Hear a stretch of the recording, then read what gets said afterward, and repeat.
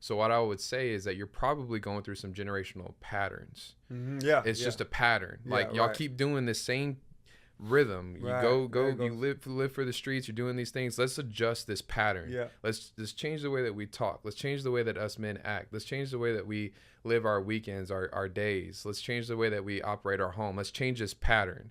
Because I think when you say like a generational curse, and I've used this word in my past shows, and I'm just talking to you, I started thinking like it's these patterns that are repeating, and it's like it comes to you, and it's like I'm tired of living this way. I'm tired of running into the same thing because I can see the same thing happening all around me. Thank God you didn't go to prison for that extent, and you were saved throughout those times, whatever was protecting you. Yes. But you're at this point now to where you've seen, maybe you weren't in it, but you've seen all the ins and outs of like what not to do, and the destruction, and what it does when you of the path, that world, yes, the right? Street life, period. And then it got to you to where it literally ran you into the ground when you were in your early 20s, and it's crazy when you have it all and you think you got it all, and then you get it all ripped from you. It's a very humbling sure place to be at. Yeah, I think the number one thing that I learned through that journey, that beginning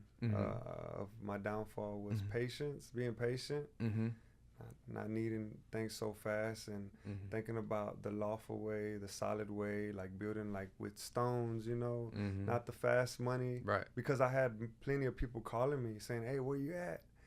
I had got out of jail, bonded, and they're like, "Where you at?" They wanted me to come back to the streets. And I would just call it like, you know, people talk about the devil all the time. You're like, really, it's temptation, right? Like, but it's not of God. God doesn't want you to pull you away from, you know, his own path. But they're calling me and telling me, "Man, we miss you out here. And, you know, where you at, man? It ain't the same without you." And I'm thinking in my mind, I'm like, man, I think I want something totally different. Like, I'm ready to quit all this. I said, "I'll hit you back, man." I said, "I'm just going through something right now.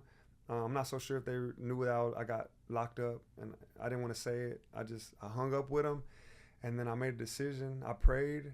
I made a decision. I said, you know what? I'm not gonna go back. I'm gonna ignore these calls, and I'm gonna just start a whole brand new life." And I said a deep prayer, and I told him what I was gonna do for him, and I would just, not that I tested him, but I just said, please show me that living the righteous way is the best way. Show me that I can provide for my family. Show me that, you know, I can have what I desire without doing it my way, going to sell drugs or whatever, or everything I knew.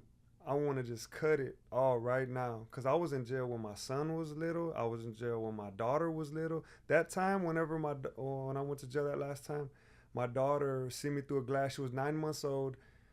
She always wanted to be with me. You would think a baby wants to be with the mom, but all she went with her for was to feed, and then she ready to come for me to come get her. Cause I'm kind of like outgoing. I like to go outside. I like to show her the trees. I'm just everywhere, and my wife is like a homebody, so my daughter loves me, and my daughter was rowdy. She was rowdy, like she was always wanted to ride with me and everything.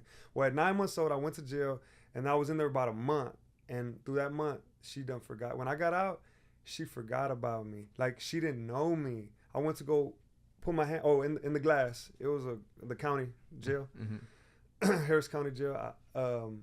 She's like, puts her hand on the glass, and she's looking up at the glass, and she's looking at me, and her eyes get real watery, and I'm like, I put my hand, I said, "What's up, baby?" And then she's just like in a sad state, and then she starts looking around, just curious, like, what's going on here? Like, cause she was with me every day before I got locked up and living in my car. And man, throughout that month, my wife would put her we were married at the time. She put her on the floor, and then she's like starting to get interested in all the other babies. But I bonded out after a month, realizing I was gonna have to stay in there for a while. So I bonded out, and when I got out, I said, "Come here, baby," and she just looked at me, and then she just went like that, and she put her shoulder to the mom, like, "Man, like, who is this guy?" And it felt so bad, and I'm like, imagining my whole life without my dad. I always wanted my dad. I was in jail when my son was little. My son was 5 at the time. I was in jail when he was little. I said, man, I'm gonna do the same thing. My wife or my girl's gonna have another dude. They're gonna have a stepdaddy, and I'm gonna be gone eventually. If I keep doing this, I'm gonna be gone, and I'm gonna have the same. I don't know how to say this. I've always a bad life. I'm gonna have the same bad life. They're gonna have the same bad life as I did, because I felt like my life sucked with me not having a man. I quit all my sports because my mom would put me in baseball. I'm out there picking the grass. My cousin's in baseball. His dad's telling him what to do and how to do this, how to hit, cheering them on. But my mom's in the bleachers and I'm out there in the grass picking the grass. I'm like, man, this ain't for me. Like, I don't have that male figure to tell me how to do things, how to be, how to play the game. So I always quit. And I said, man, I can't have that for my kids. I just can't. I gotta be there for them. I gotta change my life, and that was a big part of it. Me changing my life, because the streets could be fun, but there's like so many, so much bull crap, like just so much drama. Like you're gonna get into the drama. There's a lot of weight to it. Yeah, that's why they call it the trap. Yeah, right. Yeah. They think it's a cool word to call it the trap, but it's a reason why they call it a trap, because it is a trap. Yeah, there's no getting out of it. They think it's a fun word. Like, you think you got trap music. Yeah. Like it's cool. It's like it's literally a.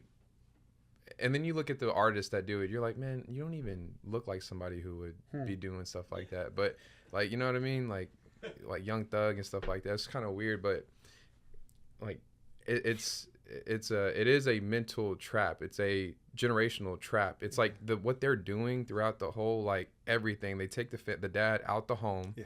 And he puts him into prison, and then you got the kids being raised on their own. The mom can only do so much, and she can't really raise him at how to be a man, because there's just something different about when a man comes into the presence of anything, just a male figure.